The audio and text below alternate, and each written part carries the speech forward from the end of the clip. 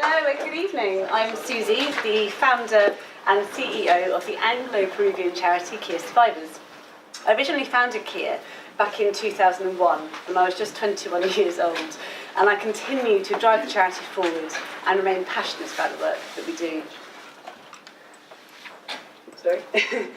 Kiya is actually the Quechuan word for moon, which is the symbol of new beginning. And that is what Kiya Survivors is all about, providing new beginnings for children and young people with learning difficulties or disabilities living in high-risk situations or poverty through education and therapy. Over the years, we've set up 4 projects across Peru, and through those projects we employ 25 Peruvian professionals who work from the local communities within those projects. And they support between about 100 and 200 children and their families on an annual basis.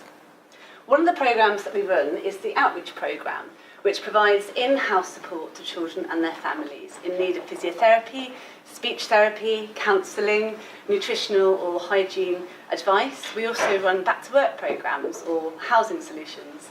We also have basic building projects where we provide families who don't have access to running water or basic hygiene facilities with bathrooms.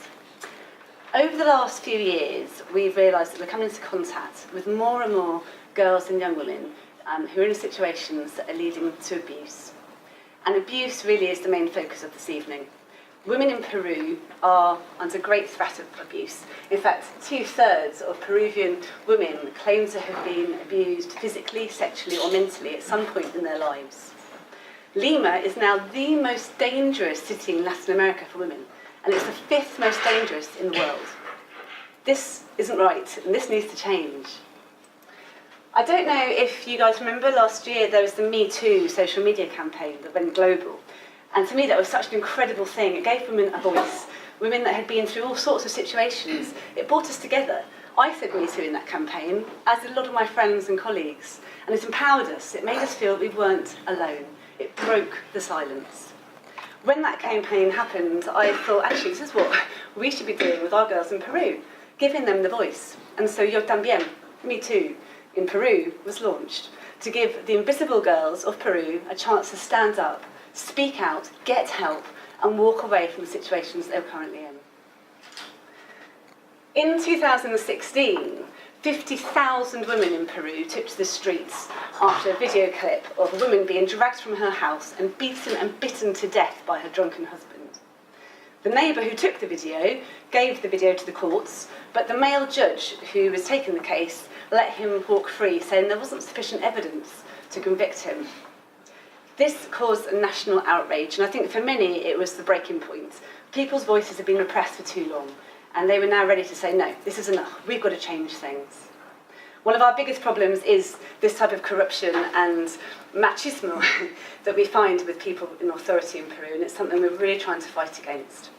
When the Ni Menos movement came about in 2016, the president of the Women's Institute in Peru, who we now work with, said that it was the first step towards changing society's outlook.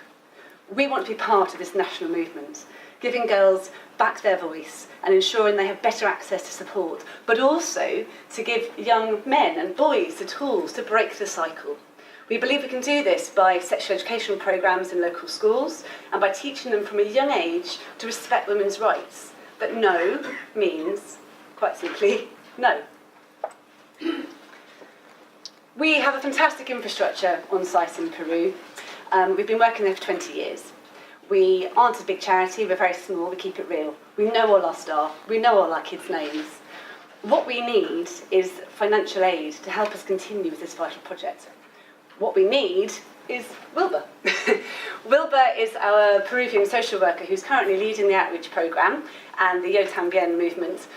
He's been fantastic for the last year, and we're desperately sad to say that if we don't find sponsorship, we will be losing him, as his current sponsorship runs out next month. For every £325 that we raise tonight or in other areas, we can secure a whole month's salary for Wilbur. So with £6,000, we can secure Wilbur's salary with us for 18 months. As an entire project, what we're trying to get is actually £20,000 altogether, which will secure Wilbur's wage for 2 years, but it will also provide us with an outreach vehicle, which we're desperate for, so that Wilbur and the team can reach the more hard-to-reach areas up in the valleys. To help people, to help people like, hang on, I've done the wrong way, sorry. To help girls like Marina. Marina came to us 5 years ago. She suffered from all sorts of different medical diagnoses over the year that were affecting her development, and she couldn't walk or talk when we first found her. Her father was abusing her, and he was an alcoholic, and they lived in severe poverty.